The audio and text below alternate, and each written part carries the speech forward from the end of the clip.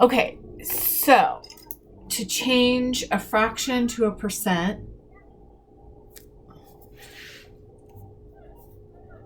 the easiest way to do it, you can use a calculator now, is that correct, for everything? I think typically, yeah. Okay, so if you have something like 13/20ths, it's not the one that you would know, right? Like we know 1/4 is 0.25, which is 25%. 1/2 is 0.50. So this one, I mean, I don't even know what that is. So it's like probably like 0.63 or 65. So 13 divided by 20 is what you would put on your calculator. So you would do the numerator, division, denominator. But if you're doing it by hand, suppose the teacher says you cannot do it, then you do what comes first in the alphabet goes here, D, and then that'll be how you can always remember it. So when you're keying it into a calculator, it's the opposite. You do numerator, division, sign, denominator, but when you're doing it on paper, you do denominator and then numerator here. So we would do 20 and 13. And then we would do, how many times does 20 go into 13? It doesn't, so we add a 0. 20 goes into 136 times. It's 120. And then 130 minus 120 is 10. Then we add our other 0. And then 20 goes into 105 times. So that is how you do it. And now from here, it's pretty easy. To change a decimal to a percent, all you do is move it 2 to the right and you add a percent. So it's 65%. Okay. Does that make sense? Mm-hmm. Okay. So probability, what are the chances is the title section of 1.2.3. So what that means is we have something that's happening and there's going to be a list of one thing and then the second thing. And the first thing is going to always be your numerator and your second thing is always going to be your denominator. So if it says boys to girls in Roy Cloud's class, and there's 14, so suppose we say boys to girls. Then we say there's 14 girls and 15 boys. We're going to go not with numerator over denominator or denominator over numerator. We're always going to go with whatever is listed first becomes our numerator. So if boys is listed first, 15 over 14. If girls are listed first, then we would do 14 out of 15. So it's always whatever's listed first over whatever's listed second, and then you always simplify it. That's the key here. So this one can't be simplified, but if you had 6/8, you would divide it and it would be 3/4. Hold on one second. Okay. Can you hear the dog? Mm-hmm. It's like a mechanical dog of my neighbor's and I don't understand. Is she down there? Okay. All right. So for example, if we have a spinner and the spinner has colors on it, and say we have 4 choices, right? And so here's your spinner, and it could either go here, here, here, or here. And this is blue, and this is green, and this is yellow, and this is red. What probability says is what are the odds or what are the chances of your spinner spinning on a blue or a red or a yellow? So they'll say it. So what are the odds or chances, those are synonyms, of landing on blue? So how many blue spaces are on our spinner? One blue space. So there's one chance out of the total number of options on our spinner. So how many options are there? 4 options. Yeah, so it's 1/4 or a 25% chance of you landing on a blue. Okay. Make sense? Mm-hmm. Okay. Is that the probability that you were talking about, or? Yes, but well, we have different probabilities for that. Some of the problems were like a little more complicated than that. Like I can write out a shape. We did like something like, I can look at one of my past. We did like, it wasn't even. So it would be like, for instance, like something like that. Okay. So like, okay. So if it was like this, right? Yeah. So what you would do is secretly make this all be even, and then this would be 2 out of whatever the number of, and this would be 2, this would be 1, this would be 1, and this would be 2 out of the total number. So the total number was 1, 2, 3, 4, 5.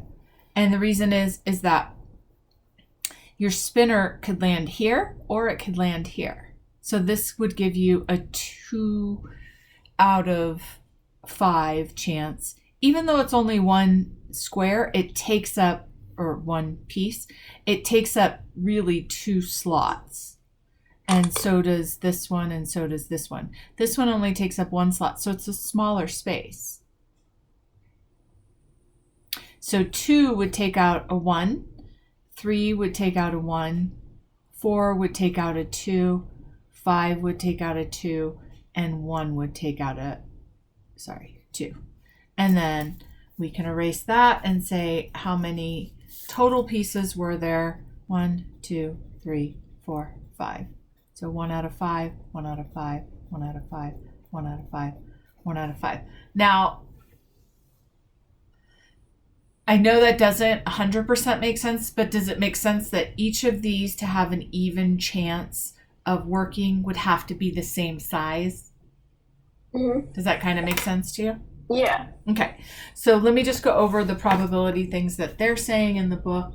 Since you don't have your book, we can kind of just use mine. I can tell you a problem we did. Okay. It was in the chapter 1 closure. I could find another one too if you don't want to go there. But yeah, I can do that one. Okay, it was CL 1-144. And for this, I'm pretty sure we had to do. It was like what you were saying, and then we had to make it. Well, I had like a different process for it. You would have to like find a common denominator, and then for each, and then add up the numerators. Then that wouldn't be the missing number though. Oh wait, I'm thinking of something else. Sorry. Okay, so let me show you how I would approach this problem.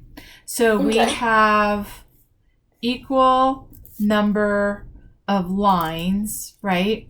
Mm-hmm. Except this one, let's just pretend those are 100% equal. This one was a little bit like this. So if you really made all of them equal, there would be a little sliver right here that was different. So I'm just going to go ahead and make it like this. And then here's the whole deal with what I just showed you. So doing the denominator over the numerator. Now we could see what the difference is between this, and we're going to give that part to this section because you have this much of a percent plus the normal percent on this one. And this whole thing has to add up to 100%, right? So 1/5 is 20%. This is 5%, but we also have to add in this normal amount that all the other ones got right here. So you actually have a 30% chance of landing on this one, and a 25% and a 25%. The biggest thing to check your work is to make sure that they all add up to 100. So 25, 50, 80, 90, 100, because it can't be more or less than 100. Does that make sense? If you turn it into a percent, and suppose they don't want it as a percent, suppose they want it as a fraction or whatever, turn it into a percent just because they're giving you the fractions right here. And now you can say, well, if I was going to change 30 back in, they go 1 out of 4, 1 out of 4, 1 out of 5. We can change this back into a fraction by doing, it's 30 over 100. That's 3 out of 10, right? And then this is obviously all going to be different denominators.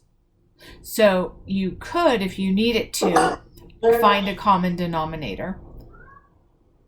Or just keep it like this, or keep it as a percent, depending on what they're asking for. So to figure out the fraction of the missing section, you could do that.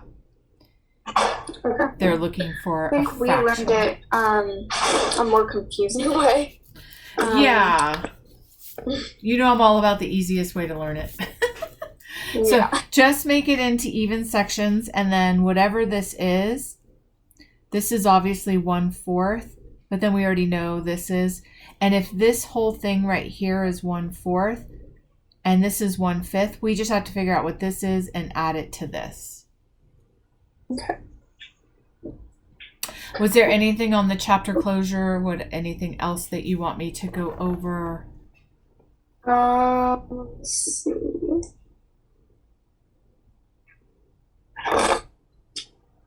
I can show you the whole thing if you Okay. any of that. Well, one I was a little confused on. I can't remember what the problem was. I just remember being a little confused. It was CL1-148. It was problem C. I think I just it was worded weirdly, so I couldn't figure out. Okay, the county fair one. Yeah. Okay, the county fair prize wheel has equally spaced sections with the following colors. 1 is golden, 2 are silver, 3 are green, 4 are blue, 6 are red, and 9 are yellow. So what I would do is just go ahead and make the wheel, and I'm going to count the number of, we have 1 gold, we have 2 silver, we have 3 green, we have 4 blue, we have 6 red, and we have 9 yellow. So we're going to count the total: 1, 2, 3, 6, 10, 16, 25. So there's 25 total. So we have 25 pieces.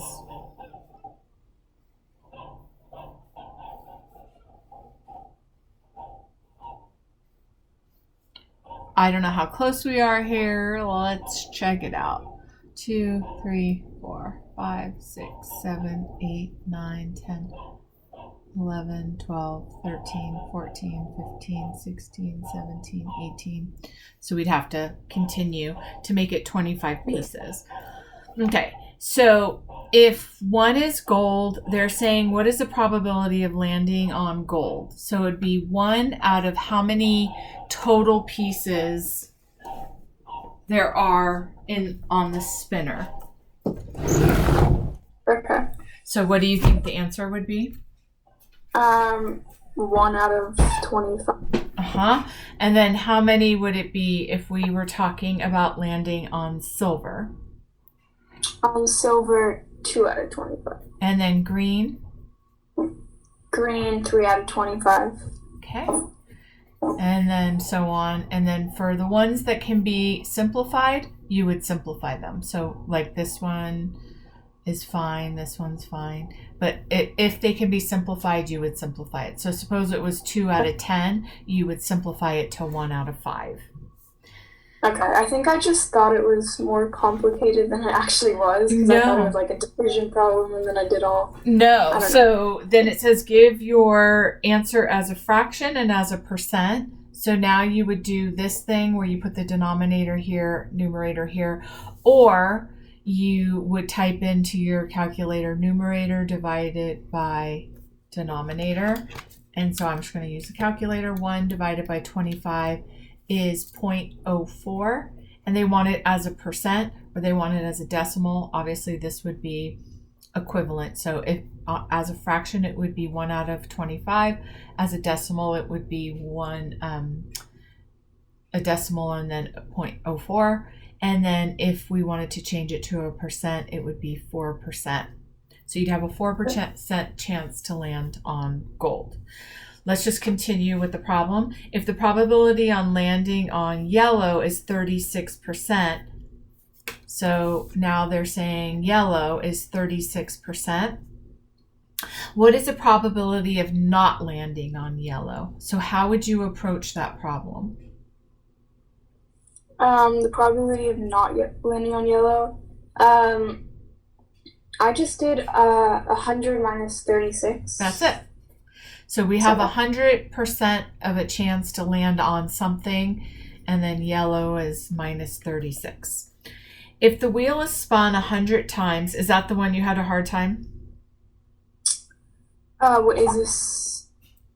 C? Or Yeah. what is this?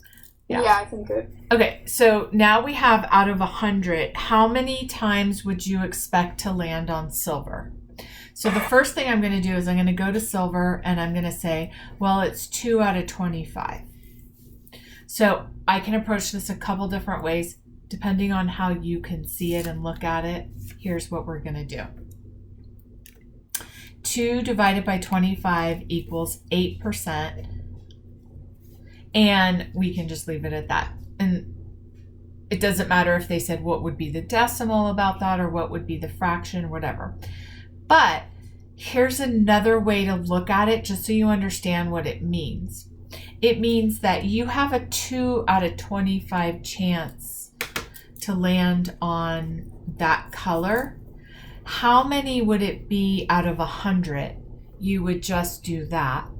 And then this would be your X, your algebra problem. So what this means is you have a 2 out of 25. Now you have a blank out of 100. Okay. Does that make sense to you? Yeah. So you would just make it into a 100. If they said 50, then you would do X over 50.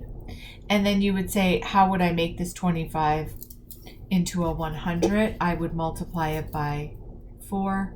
And anything I do to my denominator, I do to my numerator. So that's 8 over 100 or 8% or 0.08. Those are all equivalent depending on what, if they said, what would be the decimal, what would be the percent, what would be the fraction. You could put it all in those terms. Okay. Anything else that you can remember being tricky? I'm gonna look somewhere else in my book. I remember doing some area and perimeter on like more not complex shapes, but like different formulas, like triangle, trapezoid, parallelogram. And I got all the areas right, but I got a few perimeters wrong, so maybe practice finding the perimeter of shapes of parallelograms, triangles, and trapezoids. Okay, so the perimeter of a parallelogram? Sure, that's yeah. one example? Okay. Mm-hmm. Okay, so the perimeter of, you might want to write these down and practice them. Yeah. So parallelogram, the formula is P equals 2 times A plus B. And then a triangle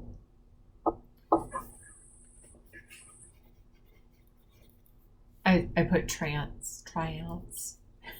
Triangle is A plus B plus C. And then what were the other shapes you said? Trapezoid? Trapezoid. And a rectangle, but I think I got, or maybe not, yeah. Okay, so trapezoid is A plus B plus C plus D. Almost always it's just adding the sides together.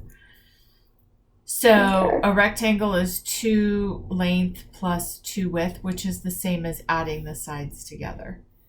So you would add this side to this side to this side to this side.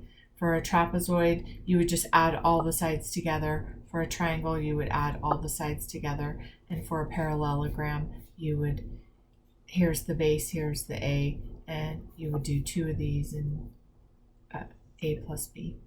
I was just looking, I'm sorry to interrupt, but I was just looking back at my notes, and I just realized I messed up very badly. I looked at A, where I did a rectangle, and I only did 12 plus 8 when I was supposed to do 12 plus 12 plus 8 plus 8. So now I realize what I did wrong. So let me show you so you can remember forever what a perimeter is. You have a shape, it doesn't matter. It could be any kind of shape you want in the whole entire world. It doesn't matter. The hardest part of doing something like this is to figure out what all of these sides are. But it's basically this side plus this side plus this side plus this side plus this side plus this side plus this side, this, this, this, this, this, this, this, this, this. You just have to figure out what the sides are. So normally, like in this section right here, they give 100% of the time, they're going to give you enough information for you to figure out what the sides are. So the parts that aren't labeled, what I do is I just go ahead and figure out what the answer is to each side and label them so I don't have to do it later. So suppose this ended like this, or something like that. I know that this right here is 11.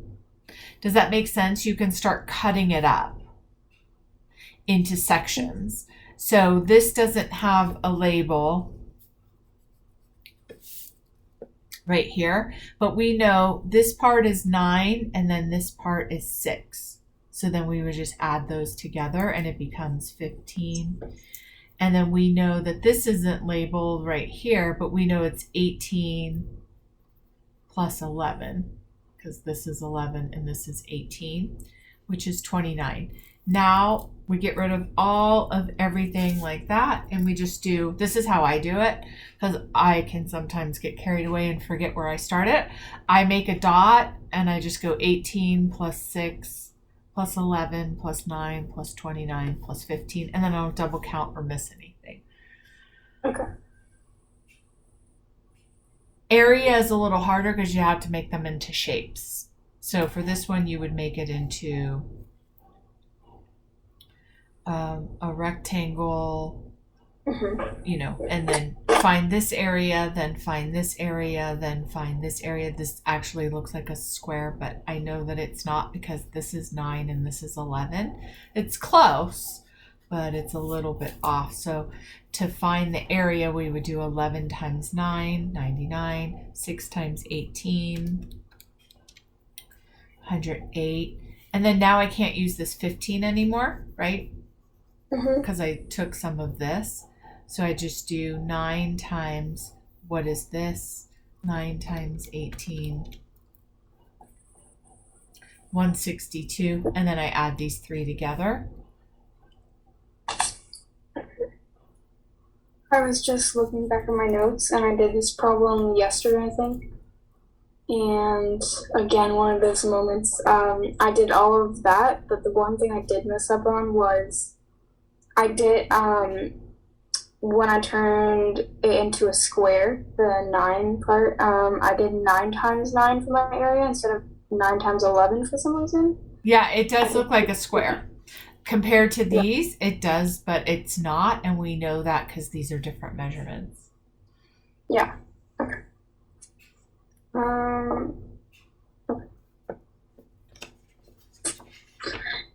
So, wait, what is the area for this again?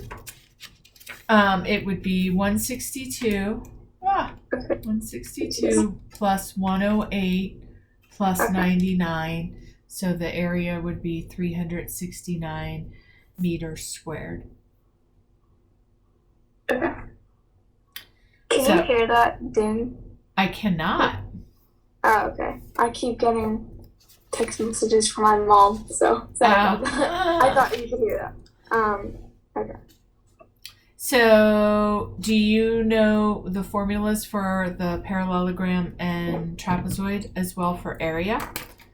I'm pretty sure parallelogram, I think, is All right, base. let's just go over them. So a trapezoid is a plus b over 2 times height.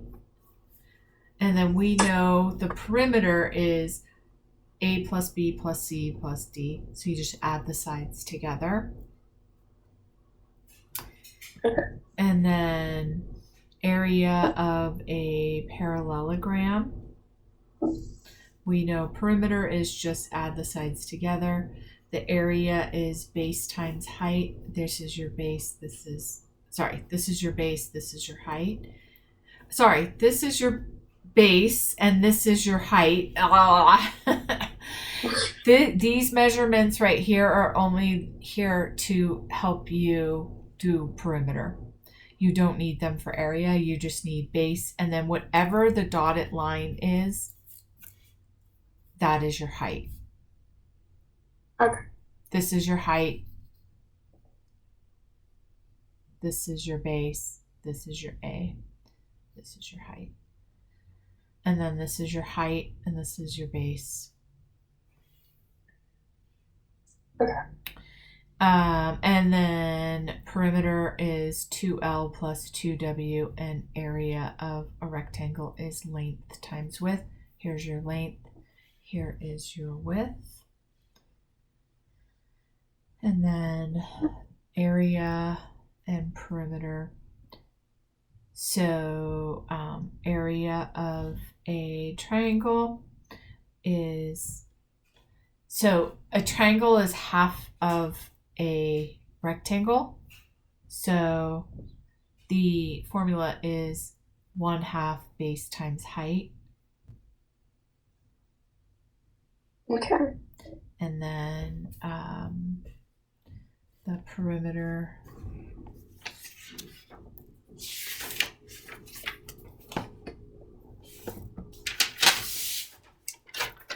of a triangle is A plus B plus C. So perimeter always measures the outside of an area. We're not measuring in here. So for area, we use base and height because we're doing this. For perimeter, we don't care about height. We care about this measurement and this measurement because we're going around. Does that make sense? We don't need height for perimeter in this as well because we're going around the shape. We don't need height for this because we're going around the shape. We only need it for area.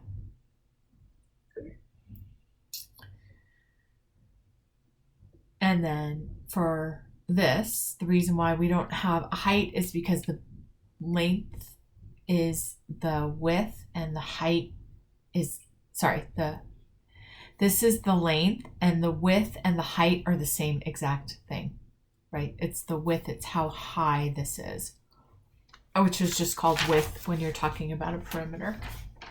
Mm-hmm. Okay. Okay. And then it looks like you guys did some, I think we did this last time though, equivalent fractions. So yeah, common denominators, equivalent fractions, stuff like that. Yeah. Probability. Okay, so for equivalent fractions, you can either go up or you can go down to find an equivalent fraction. So suppose they said you have 1/4, find 3 equivalent fractions.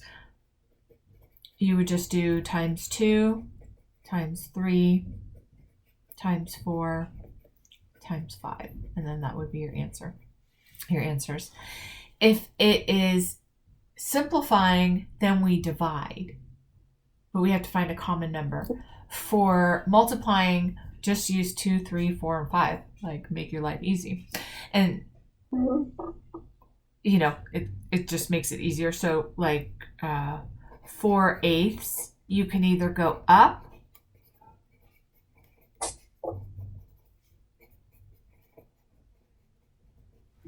as much as you want, or you can go down, but this is where you would need, all right, what are the common numbers that go into 4 and 8? I could use 2, or I could use 4. Either one.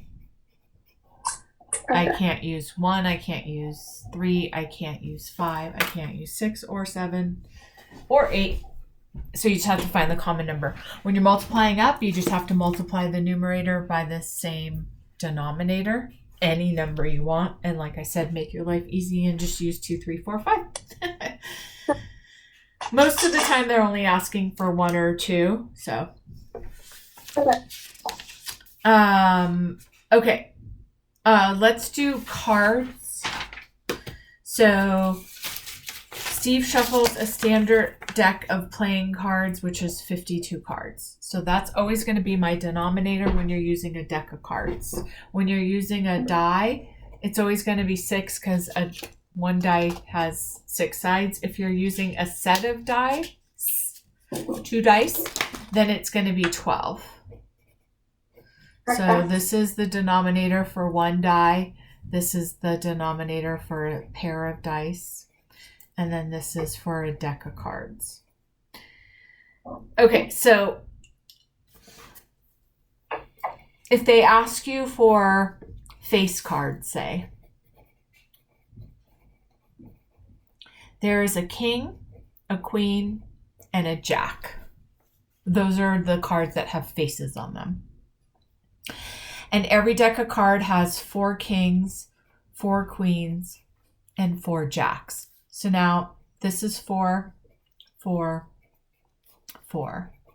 So the chances of pulling a face card out of a deck of cards is 12 out of 52.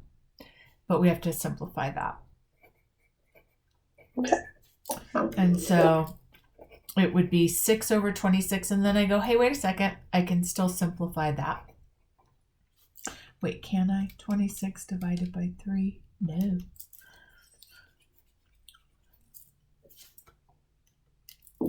Divided by 2.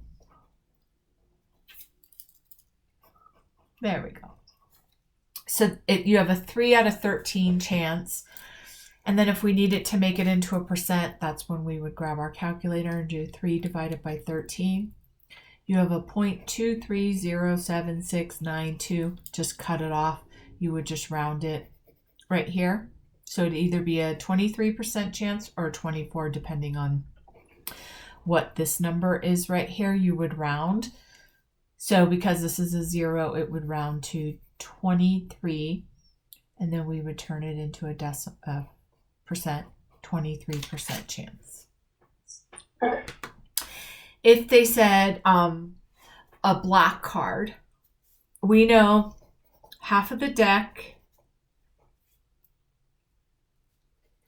is black, half of the deck is red. So what is half of 52?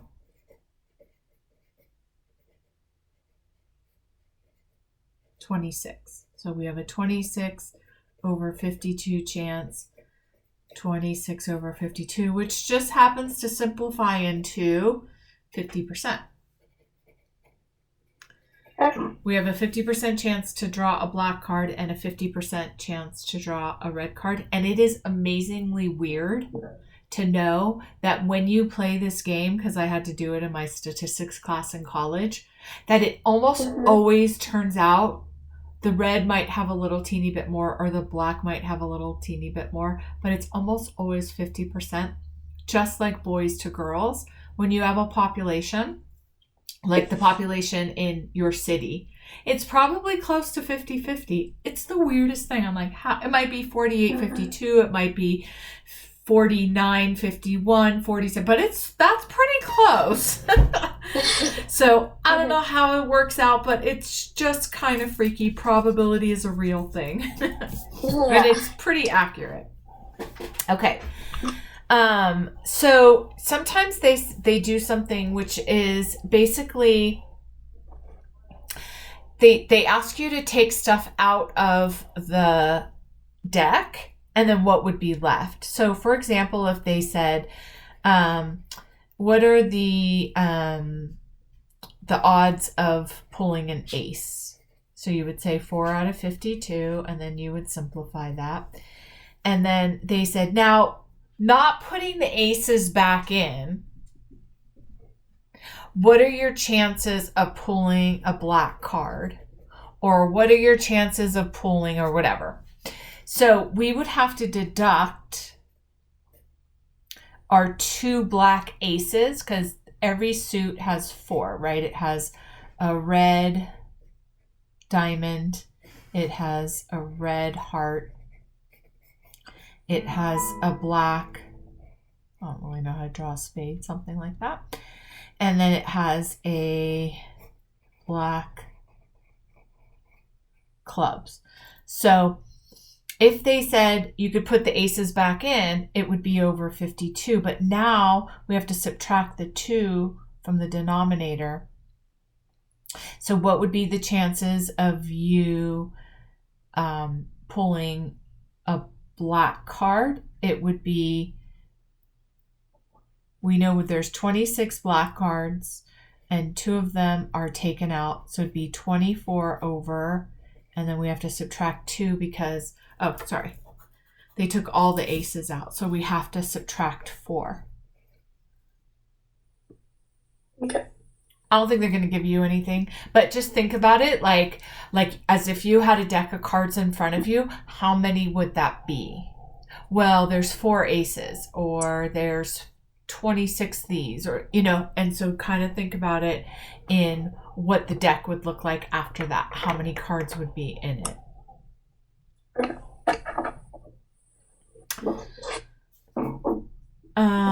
Okay. Let's see. Any other thing with probability? There's another one that says the probability of chores. That sounds familiar. I think we might have done that. You want me to go over that one? Sure. Okay. Oh, yeah. Yeah. So for this one, I'm just going to make this into equal parts. And I'm going to say, okay,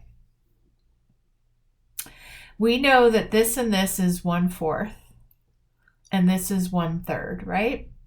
So this is made up of 1/4 right here. We have to take a slice out of it. And can you tell that they're exactly 3 of the same sizes? Mm-hmm. So you can do this a couple of different ways.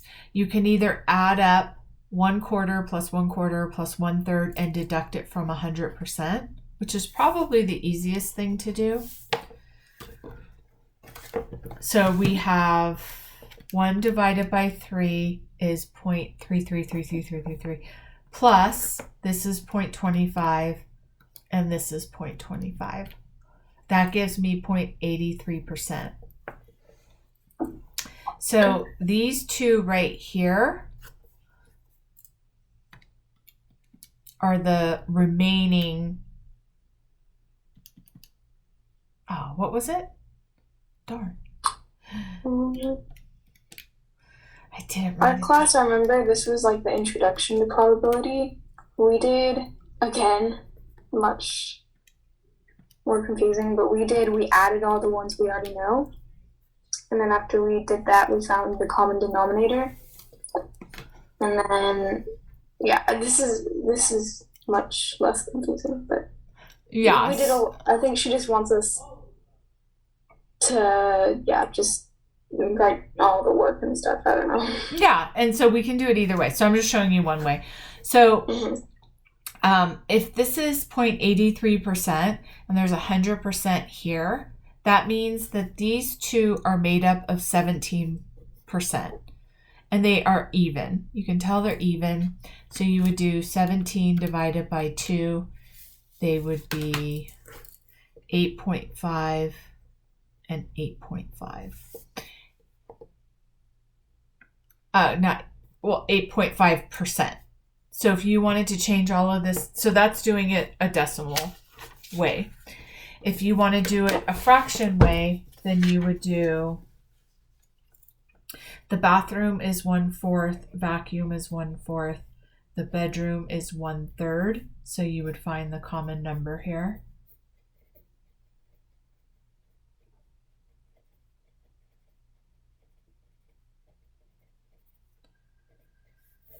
And it would be, we did. Yeah, so now we know 2/12 is the other two things,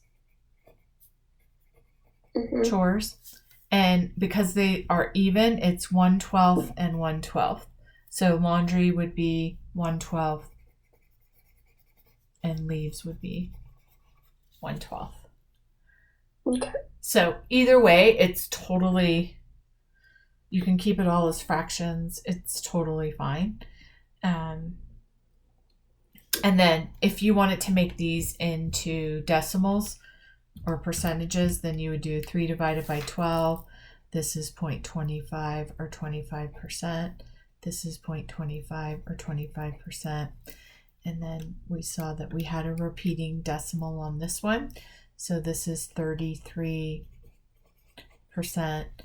And then we can do 1 divided by 12 is same thing we did last time with my way. It doesn't matter. It's totally, however you want to do it. So this would be 8% and this would be 8%. Okay. Okay, so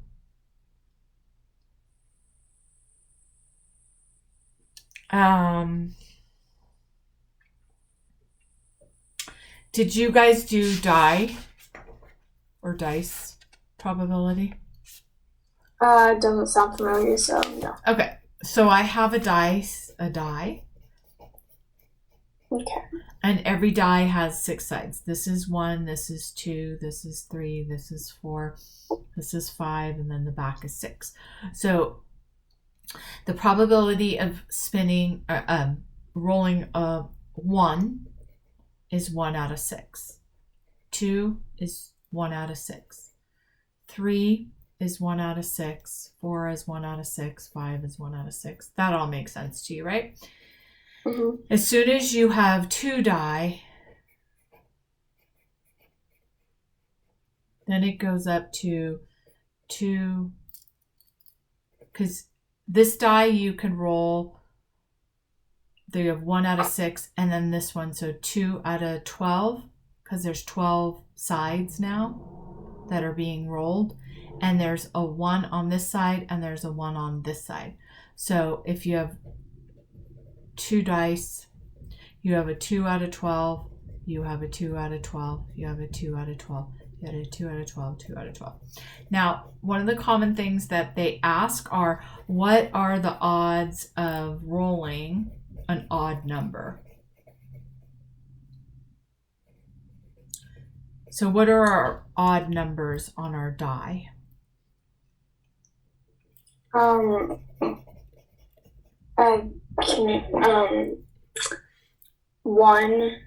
3, 5. That's it. And then what about, it only goes to 6. And then what about our even numbers? 2, 4, 4 and 6. So the odds of rolling an odd number with 1 die is 3 out of 6, and it's 6 out of 12 for 2 die. Does that make sense to you now? Or 2 dice? Mm-hmm. And then same thing with this. So you have a 50% chance of rolling an even number, and you have a 50% chance of rolling an odd number, no matter if you have 1 die or 2 dice or 20 dice. It doesn't matter. You always have a 50% chance of rolling an even or an odd, because there's the same exact number of evens and there's the same exact number of odds. We have 3 evens on every die and we have 3 odds on every die. Okay. That makes sort of sense. Yeah. If you look at a dice, it has basically 6 sides. So here's side 1, side 2, side 3, side 4, side 5, side 6.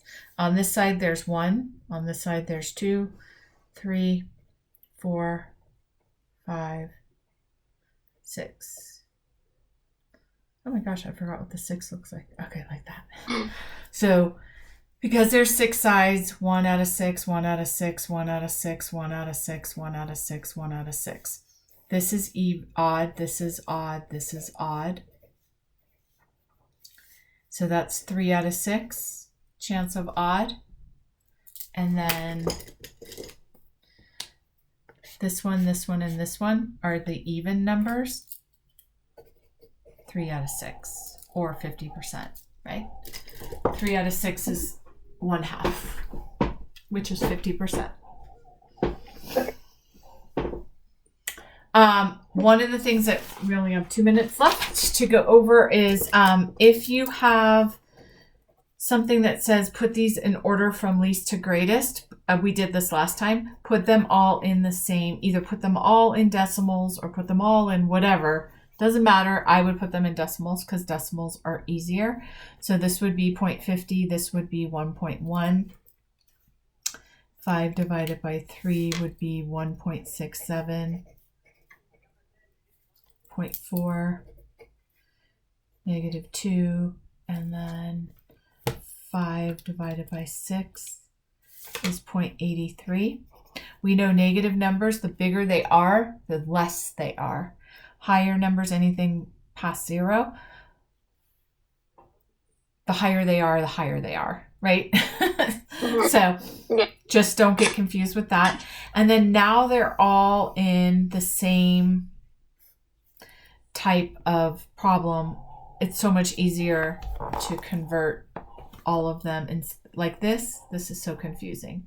If you put them all into decimals, now you can put them into least to greatest pretty easily. All right, my darling, any questions? Last questions? No, I don't think so. Okay, awesome.